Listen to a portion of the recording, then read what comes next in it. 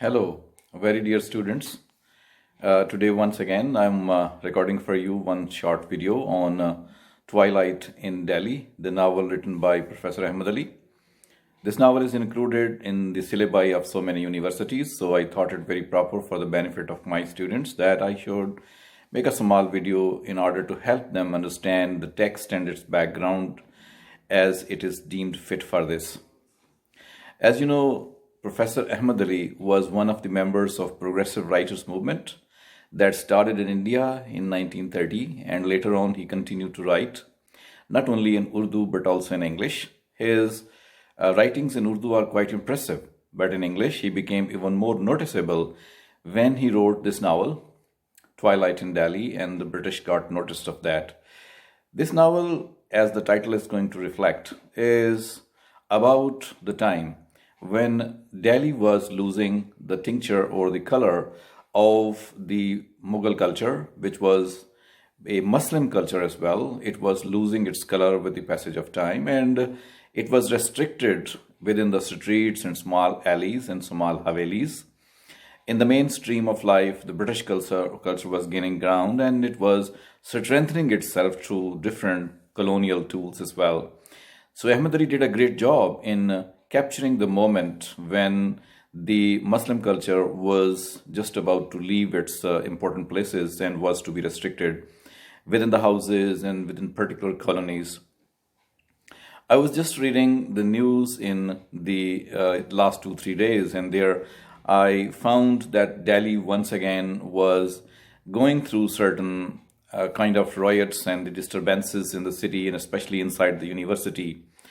So this inspired me to read that novel once again and try to see whether the same things existed sometime in 1940s and even before that, and now these are same one. Almost similarities can be traced there, that once again cultures are colliding, but this time the difference is that the collision is not between an alien culture that came from Europe, English culture, and the local culture, but the kind of clash is going on between two cultures, which is local indigenous culture, like it is Muslim culture, and the Hindu culture. But I'm not going to talk about that. It's mainly a political matter, so I'm restricting my talk with reference to the novel. This novel has many characters in it which are very interesting. As I said, that it is capturing the moment when Muslim culture was going to be replaced and supplanted by the English culture at the main spaces, but mainly in the other spaces which may be called now periphery. The Muslim culture existed and it flourished as well in different shapes and hues. Like if you notice the character of Mir Nihal, he is the particular symbol of the Muslim culture of that time, because he was all the time busy in his household and outside as well, in spending his life as the Muslim gentry or the upper class Muslims used to do so. Mir Nihal, for example, has two very significant hobbies, like he is having pigeons at his home, a large quantity of pigeons, and he flies them as well, feels very good around them. And then he goes to visit the kind of courtesans' quarters as well, in order to, see himself or to fulfill the kind of cultural bindings which the Mughal princes and the other high-ups used to do so. And after that, we have another character of the Begum Mir Nihal, who is also very much symbolic of the Muslim womanhood or the cultural aspects which the Muslim women carried with them. And she is therefore very much obedient, very much caring about her family, but then she is going to be somewhat independent at the later part of her life. We have the children of this family, Mir Nihal's family. One of them is Asghar, and he is going to be a quite prototype of the modern colonial subject, that he is looking just like a babu, and he is having all kind of change in him, which was coming to Indian people, especially Indian Muslim people as well, because of the intervention of British culture. Dressing was changed, speaking behaviors, language, that was changed. And besides that, the kind of freedom which the people wanted to enjoy, it was also coming there.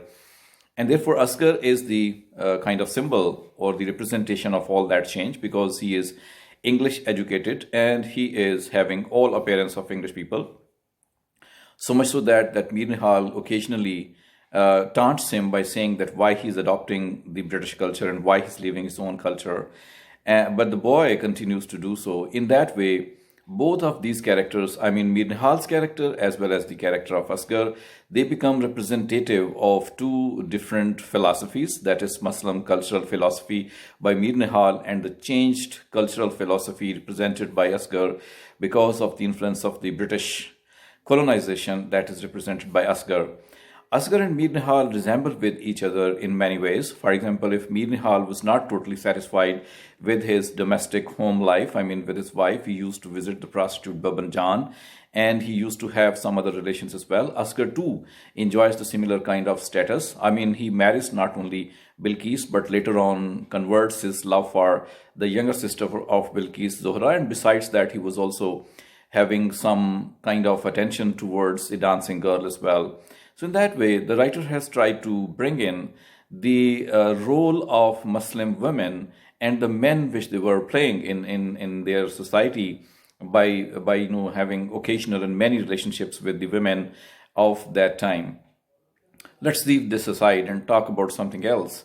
The kind of women which are presented in this novel, like one woman is Asghar's sister who got widowed after a certain time of her marriage, and she's quite young and still she's a widow and she's not marrying again, and she's spending her life for the sake of her child, and she's also behaving like a big sister for Asghar also.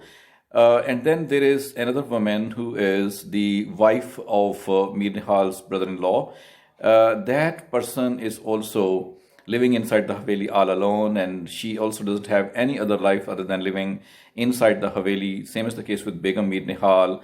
Then the daughter, Mehru, who is the youngest daughter of Mir Nihal, that youngest daughter has got no choice of marriage for her. Rather, she has to depend on the decisions which are made by the elders, and she is only able to have a look at the bridegroom when the marriage party reaches her home, although she has been dreaming when she was lying on the roof for some time during the summer, and she was talking to the stars and asking them what kind of beautiful prince would come to marry her. And on the day of wedding party, she finds that her bridegroom is exactly opposite to the kind of dreams which she used to have, but nobody asks her.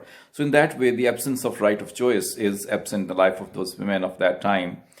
And same is the case with many other girls who have to say yes to the will of the parents instead of talking, discussing, or demanding their own rights. The usual life continues not only in case of Mir Nihal in this case, but also there are many people in this novel who are spending and living their life just according to the Muslim culture. They are very little disturbed at home, but more are disturbed in the streets where they don't find those occupations which they used to have. Now they are doing those menial jobs. I mean, very rich people even have to turn to the menial jobs and laboring jobs, and their stipends have been finished by the British government most of the time, and they have to live a life of struggle as well. So in that way, Twilight and Delhi really represents that twilight which is coming to the Muslim culture of that time. Now, if we try to look at the symbolic importance of these characters as well as the situations that we have in this novel, we will see that Mir Nihal dies ultimately paralyzed by that paralysis disease that is again the death of Muslim culture. Same is the case with the Mrs. Mir Nihal, because she too becomes blind. This blindness goes to show that the kind of responsibility which the women carried with them in order to maintain their culture inside their homes, that also becomes blind up to some extent. It means it begins to disappear. The kind of change which is represented by Asghar, that is, the change comes in the whole of the society because of the British intervention into the Muslim and Indian culture. And again, if we go forward a little bit, we can see that the kind of changes are coming in the Muslim culture because of British colonization, and those changes are frequently lookable, seeable here and there alongside the streets and the bazaars and many other things like that.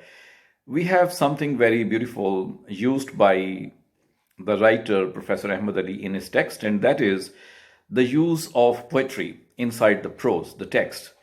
Poetry is sometime in Persian, sometime in English, sometime in Urdu. And the beauty and the dexterity of the writer can be seen from the fact that sometimes half line is in English and half line is in Urdu. So both the registers of English and Urdu have been combined together, and sometimes translated and sometimes transliterated lines are available.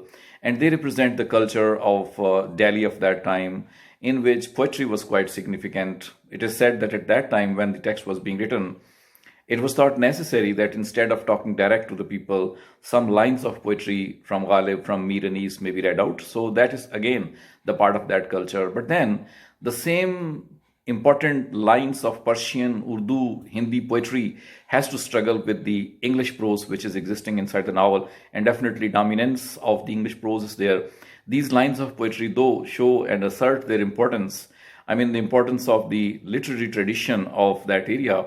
But again, it is being dominated by English, and especially when these are translated into English and they become the part of the text which is written in English for the audience of wider world instead of the just audience in India.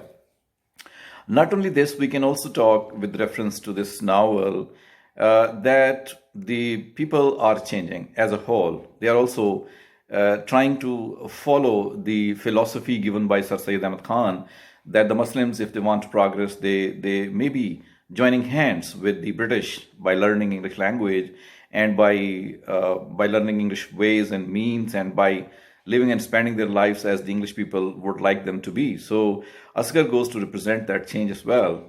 Asghar is symbolic of this change. This change was actually coming at many places. Only a few boys, only a few men and women were there who were sticking with their English, with their usual ways in the English period of time.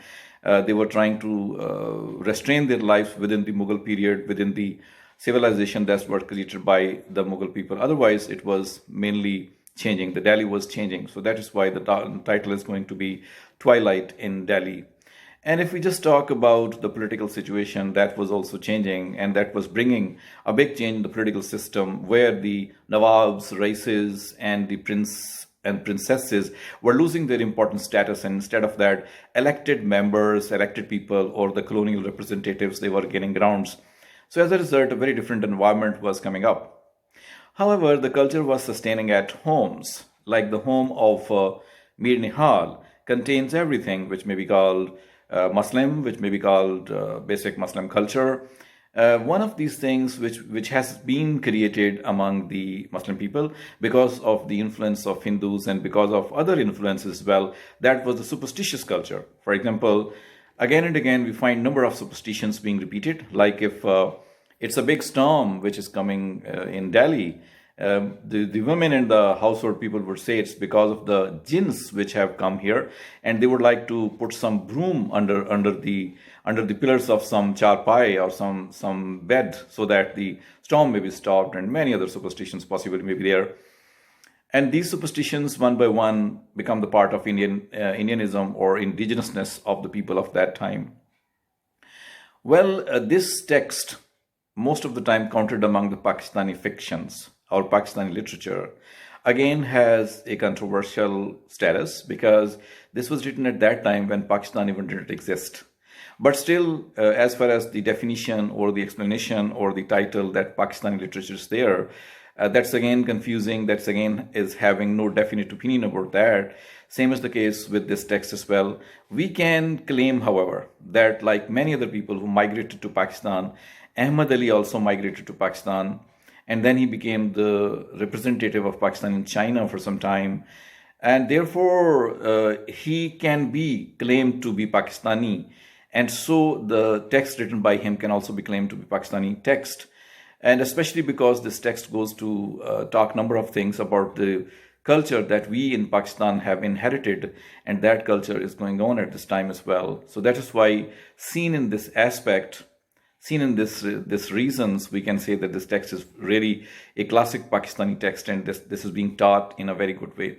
I believe that if we want to keep the history of us people alive, such texts which are written by pre-Pakistan writers that are to be considered, that should be considered, that should be taught to the people, that should be discussed and debated as well, in order to let the new upcoming generations know what their history was and how their ancestors, their forefathers have been struggling in order to create a state for them, and how they had to struggle at that time when they were being intervened into by the British culture and they had to sustain their lives, how they have done so, how they have tried to keep this cultural life possible, and how all Pakistan came into being. Such texts definitely represent the background of all that and must be talked about, must be discussed about.